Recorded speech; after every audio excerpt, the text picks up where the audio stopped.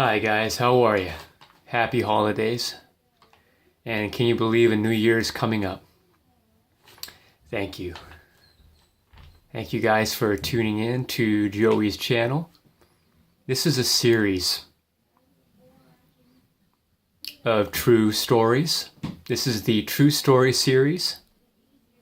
This is True Story, People Without Bodies.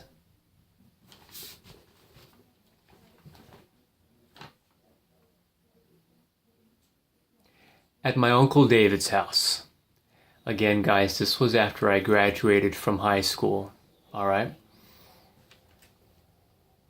I moved down to Central Valley in California to a little town a few hours south of San Francisco. I was living at my dad's house at this time, you guys, and I was by myself, so I called up my Uncle David and I asked him, can I just, can I stay with you? I'm by myself at the other house. Now, like in the True Story video, Sleep Paralysis, it is not made up what I'm about to tell you, okay? I have been very fortunate to have many experiences in my life, a lot of them very strange and very unusual and scary.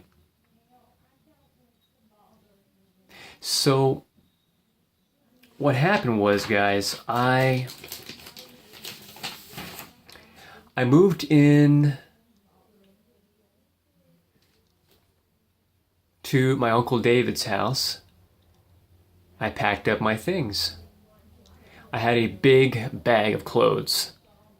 I had my ID and CDs.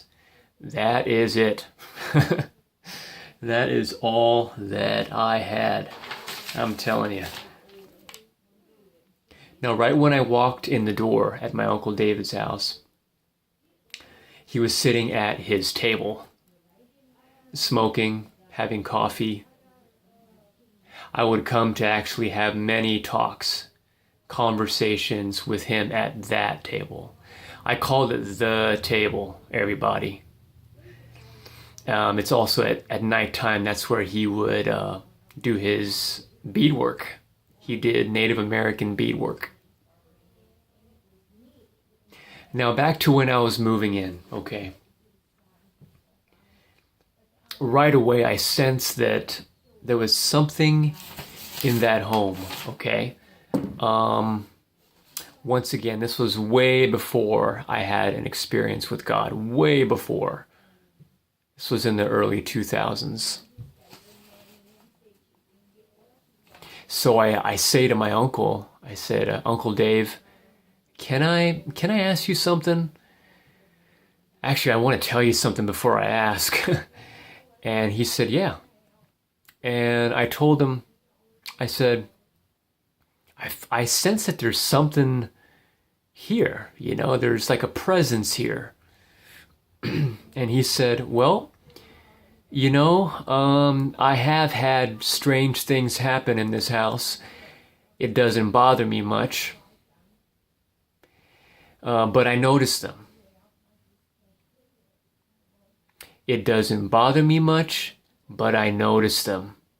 Those are the words of my Uncle Dave. Boy, talk about brave. Most people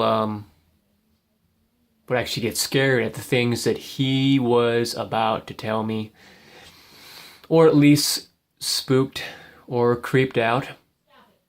And the months, I think I lived there for almost a year at my Uncle Dave's. Now, the months that I did stay there, I had many experiences, guys. So here's a few of them, okay? One time I was sitting with my Uncle David at the table. And this was also back then when I used to smoke. And he allowed smoking in his house. So I smoked with him. And and he would be doing his Native American beadwork. I would just be talking to him or watching TV. But I looked down the hallway and I saw a white human figure move really fast from the right to the left.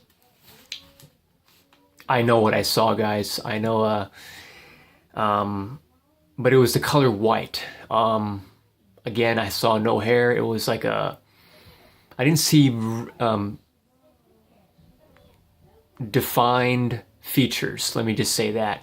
But it moved from my Uncle David's room, which was near the main door. And so you have the main door. Let me kind of try to give you a mental picture of what the house looks like. So imagine imagine a lowercase I as an igloo, okay? So you have a hallway at the very end where you dot the I, that's where the road would be. And at the very bottom of the lowercase I is the table where my Uncle David and I sat.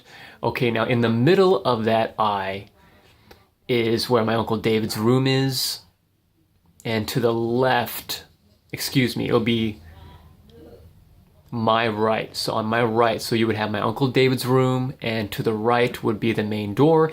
To the left would be my cousin David Jr.'s room. Okay, this white human figure moved from my Uncle David's room to my cousin David Jr.'s room. Now, that's about anywhere from 3 to 4 feet, but it was a person.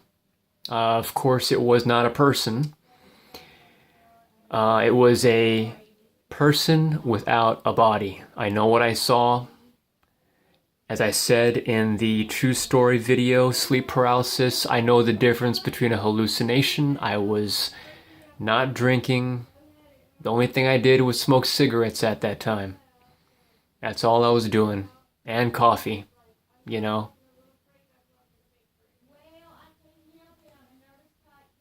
Now, this is one of the many experiences in my Uncle David's house. You know, and one thing that I really liked about my Uncle David, I can talk to him about these spiritual, supernatural experiences, these strange experiences to him. And he wouldn't have that look on his face like, you know, he wouldn't look at you like you're crazy. He would just listen to you, and it was great. Not everyone is like that, where you can talk to them about anything, even strange experiences.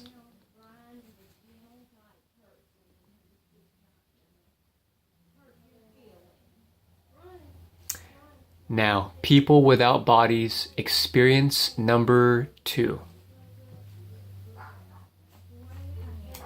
Now, like I said, if you think of a lowercase I, you know, with the dot on the top, as kind of give you a mental picture of the layout of my Uncle David's house. Now, where the dot is, put another long line. Actually, no, excuse me, let me back up. Put another lowercase I. And you would have my cousin Tisa's room. It's more accurate to say like an upside down. So you have the hallway, and then you make a sharp right. And all the way to the right, where the road is, that's my cousin Tisa's room. Tisa is her nickname. Okay, so my Uncle David, as time went by, he let me stay in my cousin Tisa's room because she was getting her bachelor's degree up north in Humboldt State University.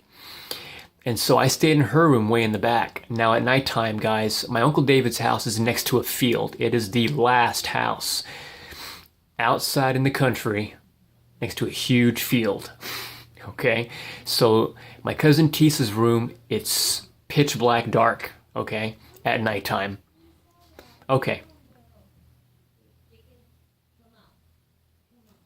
So one evening, I was walking to my cousin Tisa's room late one evening. I was walking to the center of the room. Now, there's a ceiling fan in the center of the room, and my cousin Tisa had a string that was tied to the light, the ceiling fan. So you pull the string,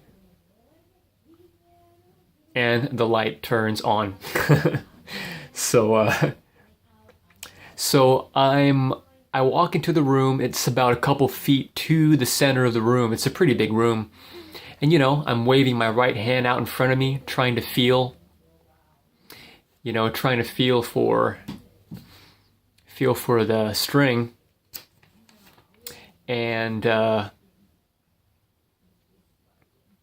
of a sudden I see this, excuse me guys, give me 1 second.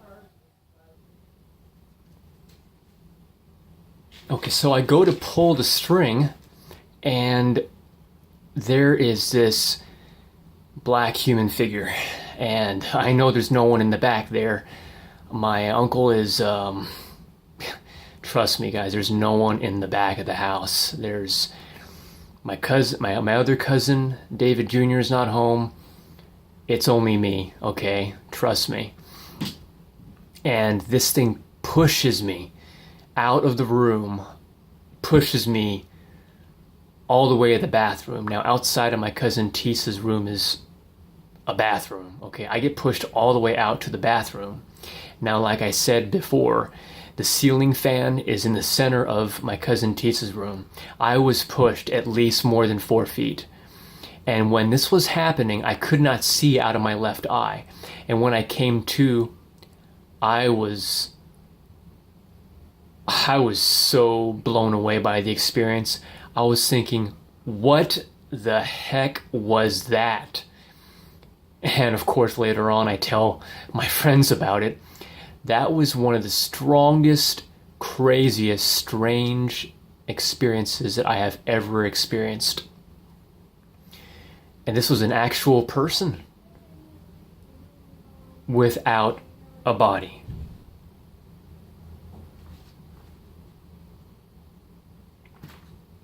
All right, guys, let me clarify you more that none of this is my imagination, okay? Yeah, and so after I was pushed out, what I did not tell you was when I was being pushed out, I could see this thing, okay? This non-physical thing, but it had power to push me. But it was, can you imagine being kind of guided? I was not violently pushed out. I was pushed, but it wasn't violent. But I was moved out of the room all the way to where the bathroom is, outside of my cousin Tisa's room. Now, this thing, I remember seeing head, shoulders. I think it was about my height. I'm about 6 foot. That's how tall I am. Okay, and another thing that was very, very strange and crazy was, like I said, in my cousin Tisa's room, at nighttime it's pitch black, okay? This thing was darker.